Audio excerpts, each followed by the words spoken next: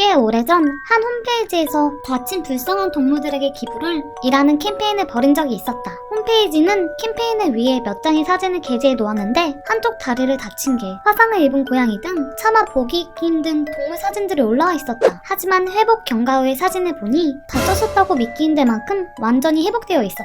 그 점에 감동받은 사람들이 후원에 참여해 기부금도 제법 모인 듯 했다. 하지만 아무리 생각해도 이상한 부분이 있었다. 엉망진창된 손발이 치료가 가능한 것일까? 저 정도로 회복 가능한가? 게다가 다친 개와 고양이들은 다 어디서 데려온 걸까? 의심가는 부분이 한둘이 아니라서 나는 문득 그 사이트의 게시글 작성 시기를 조사해보았다. 완치 후의 사진은 끔찍한 모습의 사진보다 더 먼저 작성되어 있었다.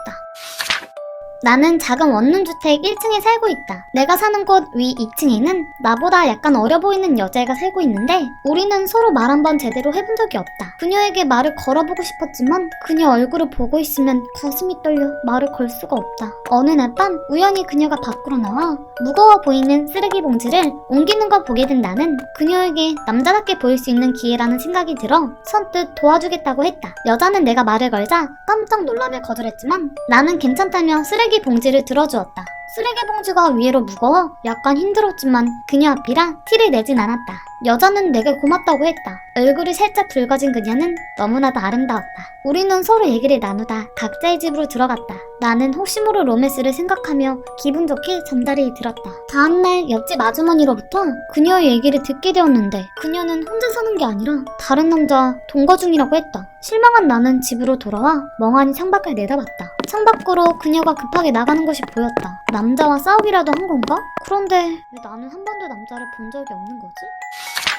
초등학생 무렵 여름방학 숙제로 곤충 채집을 했다. 매일 잠자리채를 들고 야산에 이리저리 떠돌며 돌아다니던 어느 날 정말 대단한 것을 잡았다. 몸 길이 30cm의 메뚜기.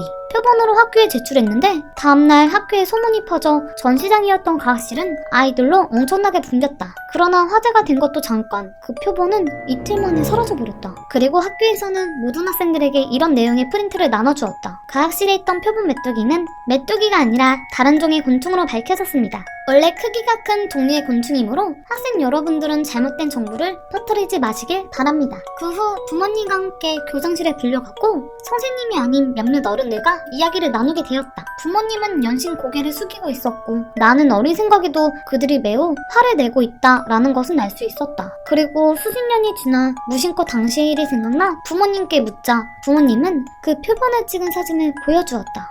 그때 잡았던 곤충이다. 이름이 뭐였더라? 메뚜기란다. 부모님이 대답했다. 메뚜기? 첫 번째 이야기. 후원금을 노린 사기입니다.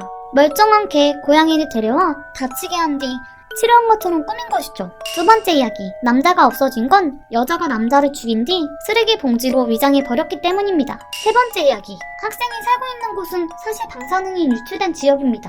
방사능으로 인해 메뚜기 돌연변이가 탄생했고 이를 숨기기 위해 학교에서 은폐한 것입니다.